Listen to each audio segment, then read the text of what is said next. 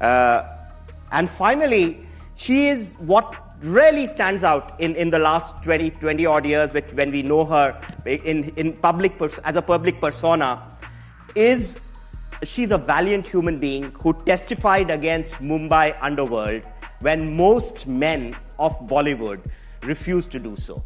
So she is indeed man amongst all the people in Bollywood, and Preity, this is one thing we really admire you for. So presenting to you Preity Zinta, modern woman who lives life on her own terms. Very warm welcome, and thank you for being here. Wow, thank you so much. Whoever wrote that for you, I think I should pay them for it. That was amazing. Thank you so much. It's wonderful to be here today, and I'm here to talk about women's safety, women's issues.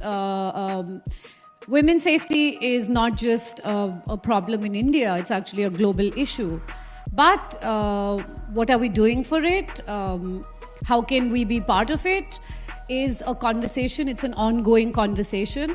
Why I am talking about it here in this forum is even in 2017, if women say we want to compete, be equal to men, you can't compete and be equal to men, because the minute you want to follow your dreams and leave your house, your parents tell you, don't go out, beta, it's not safe.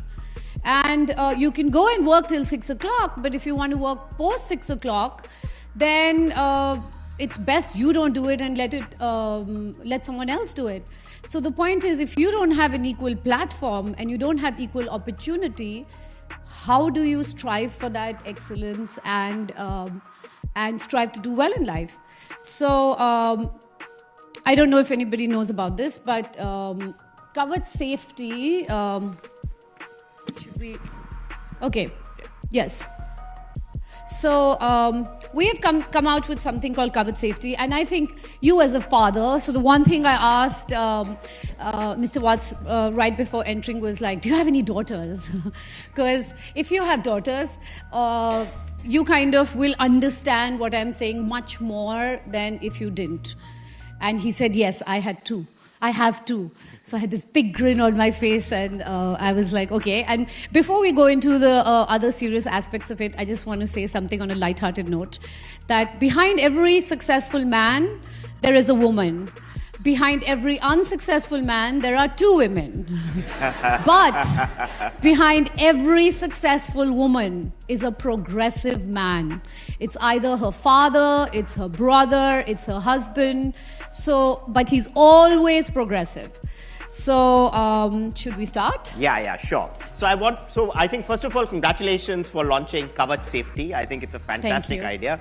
How's the journey been? So I think you keep moving. So now from a sports, moving yeah, can from we sports go to the, just where the logo is? Yeah. Okay. Just, you wanted to, yeah.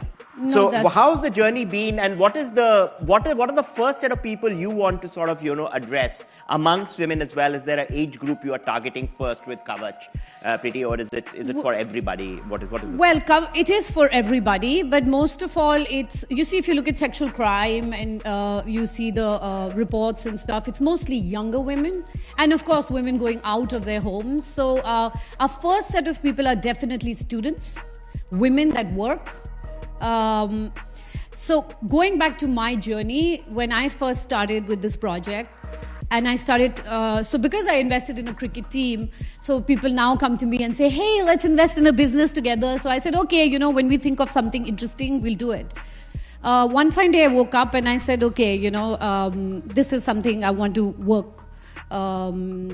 And then I started approaching people and saying, let's do something on women's safety. And the first thing everybody told me was, why don't you become a social worker? And I was like, okay, but why does this have to be social work? Why can't it be? Then the next thing I was like, and the next thing I heard was, women's safety? Well, women will be safe if they don't go out at night. So, I mean, seriously, it was a joke. But it somehow was really sad that we don't even, and then the worst I heard was, you're worried about women's safety, people don't have water to drink and food. So no one really cared about women's safety, and that's the reason, and this was 5 years earlier, and that's the reason I'm here today. So So what is the, would you like to tell us a little bit more about the app? Actually, what are the features and how does it sort of work? Well, Kavach is actually a total and holistic solution to women's safety. It is privatizing emergency response at the press of a button, but it's backed with high-end technology and forensic support. So to put it simply, if anything ever went wrong, you could subscribe to this app, or you have a physical device. A lot of people prefer an app and not a device, but basically, if you press the button, somebody is going to come and look out for you. Not just somebody come and look out for you, it will also help in collecting audio forensic evidence. So the only way you can bring down crime is, if anything ever happened to a woman, the best way to protect her is obviously physically go protect her and then take her to a hospital. But how does that prevent crime? It doesn't really prevent crime. Crime can only be prevented if the rate of conviction goes up. And the only way rate of convictions can go up is if you can collect evidence. And if it's of forensic nature, which is audio forensic evidence, it is easier to work with it in court. So it works. So do you download this app, or how does it sort of work? Okay, Do you have to pay for it, and how does it sort of? Yes, okay. So yes, you have to pay for it. It's a subscription of 300 rupees, which is, my math is amazing. So it's $3. $3? Okay. $3 plus, yeah. So it's $5 maybe, yeah. $4. Okay. 65, yeah, it'll be about Is it 65? But that's good. Okay. The $65? Okay. So, all right. 300 rupees. I'm working with rupees, so that's please. true. Yeah. So yeah. Let's keep it simple. So it's a subscription-based model. So what happens is when you subscribe, you have to download it. You go to our website. We'll give you a particular number. You download it. Once you download it, we ask you for 3 things. One is your emergency contacts. If anything ever happened to you, who do we call? 2 is your medical history. So if you are diabetic, you have high blood pressure, you have anything, your medical history, your blood group and everything, yeah. And 3rd is your voice sample. So I would probably say, hi, my name is Preity, my Kavach number is 12345, whatever.